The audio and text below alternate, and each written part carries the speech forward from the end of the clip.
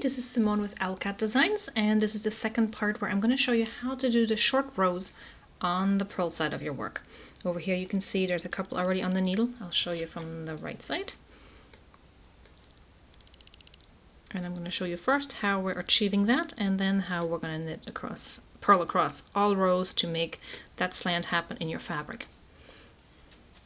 As I said before on the tutorial on the right hand side of your work, I prefer this method because it's nearly invisible and you don't need any stitch markers.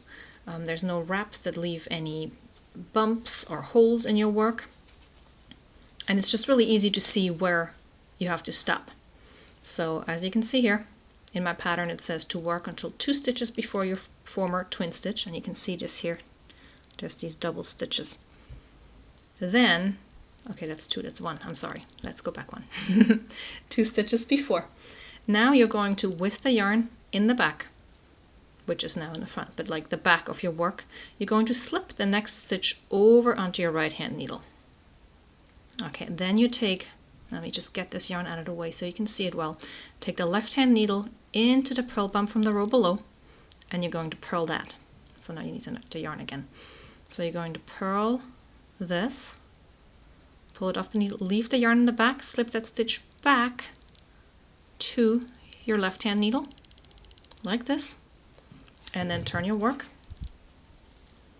and knit across. Do whatever needs to be done on the right side of your work, and I'll show you one more.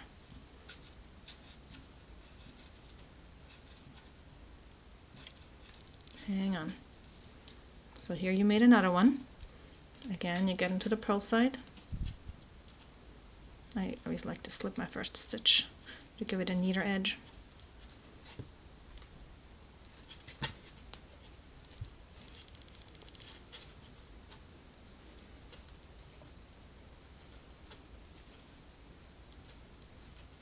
And here we are again. We have 2 stitches in front of the last twin stitch. Leaving the yarn in the back of your work, slip that one over to the right hand needle, and then with the left hand needle go into the purl bump from the row below. I'm trying to turn it so you can see this really well, but the other yarn is in the way. So the purl bump from the row below, and then you're going to purl that stitch. See how now there's 2 coming out of this stitch from the row below. Leave the yarn in the back, slip that double stitch, that twin stitch, back to the left hand needle, turn your work, and there you are. And I'm going to show you in the next part how we're going to knit or purl across all these stitches. I'm going to see if the pause button will work, but most likely will shut off. Looks like we actually made it. Okay, so now I'm going to show you how we're going to work across all these stitches to make this slant happen in our fabric and to get rid of the twin stitches, or the shadow wraps as they're also called, on your left hand side.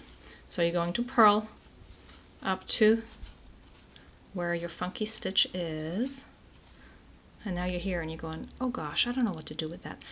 Basically, just like I said on the knit side, it's really easy. You're going to treat it as if it's 1 stitch. Purl, and then go across, purl, again, twin stitch, treat it as if it's 1 stitch, purl.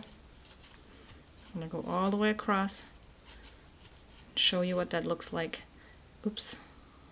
I don't want to keep that on the needle, I just want to purl it and then get rid of it.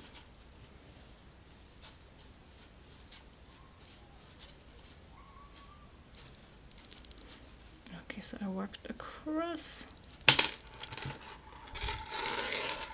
Let's turn around and look at that. And as you can see, you have those stitches slanting over. Let's see if we can get it to make this a little clearer. I think it's the color of the yarn that doesn't show it so well. But as you can see, it just makes a double stitch which will disappear into your fabric as you're knitting the next row. So if you have a little patience, I will just knit across here so you can just see a little bit better what I'm talking about. And I'll show you again.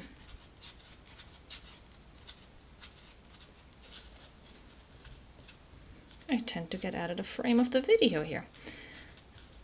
Alright, almost across. Just a couple more stitches. I think that second cup of coffee this morning was not a good idea. It's making me kind of speedy. Here we go. And this is what it looks like after you're done. And you can see it sort of gives you a little slant because you're now working the rows this way.